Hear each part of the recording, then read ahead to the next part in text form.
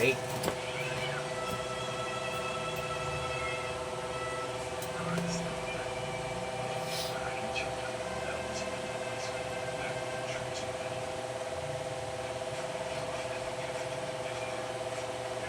Isa kasi problema nito guys, pag buo naman yung ano niya, yung power cord, walang putol, ang may problema lang yung thermal fuse. Kaya kailangan marunong ka gumamit ng tester para matester mo kung ano yung may problema. Naka thermal fuse lang.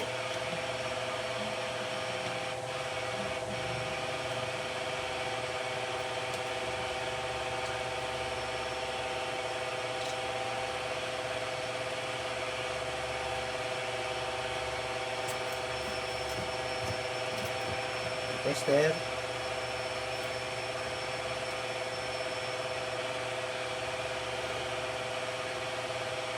Gamit tayo ng tester guys ha. Pag kayo gumawa, hindi yung tsambahan lang.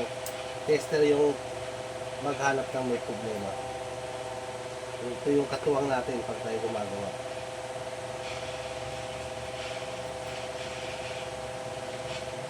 Okay, buo. Kabila.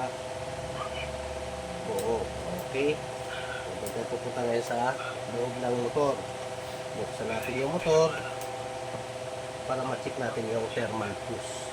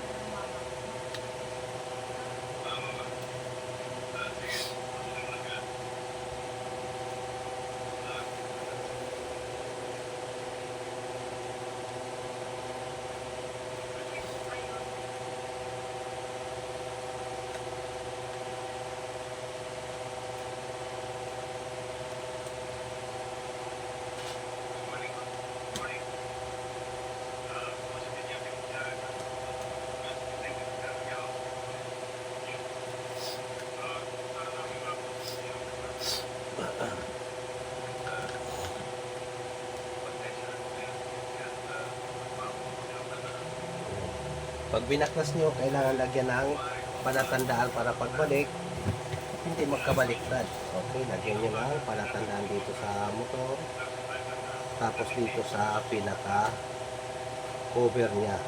Okay, para pagbalik, hindi magkabaliktad. Yan yung mga diskarte guys. Para pagbalik, hindi ka maliligaw. Hindi magkabaliktad yung gawa mo, hindi pa ulit-ulit pag nagbalik ka na.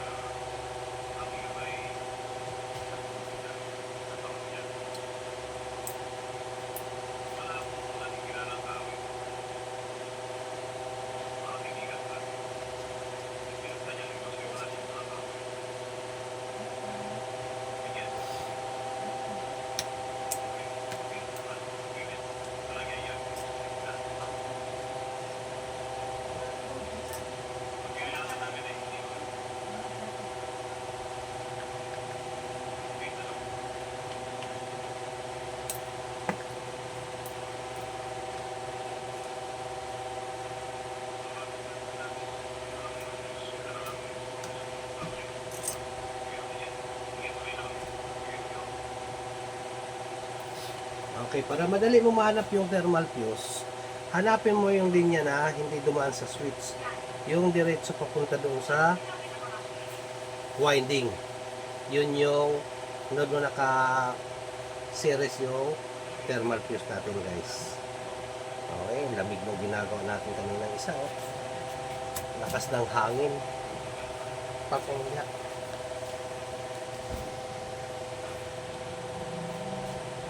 Okay. Ito na guys, hanapin na natin kung saan talaga yung thermal fuse.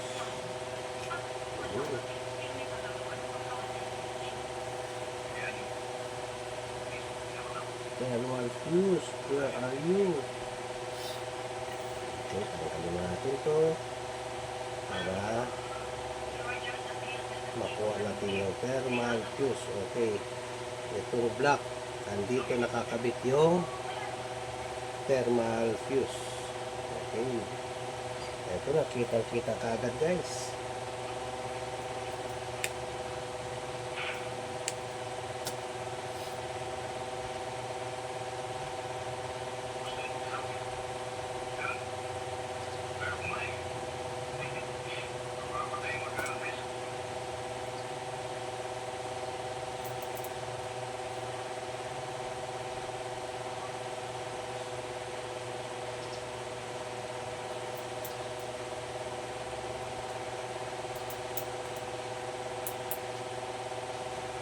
Ingat niyo guys, kasi napakaliit yung mga wire.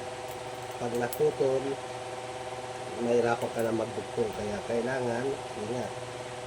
Once naputol to, ang gagawin mo, bibili ka ulit ng winding. 250 yun.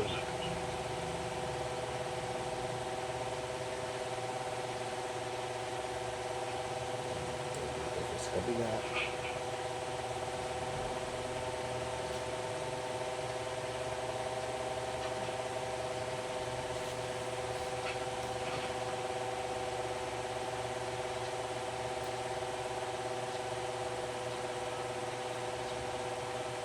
Okay, so yung thermal fuse niya, ayan, naka-series lang yan. Naka-series galing sa supply. Ito yung pinaka common one. Okay, kaya ingat-ingat.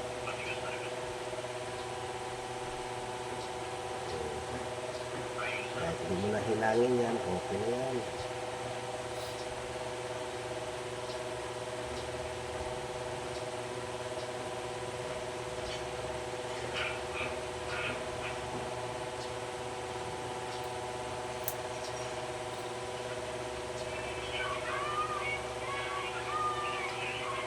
Okay, testin natin guys kung ano balita, kung okay na siya. Tested.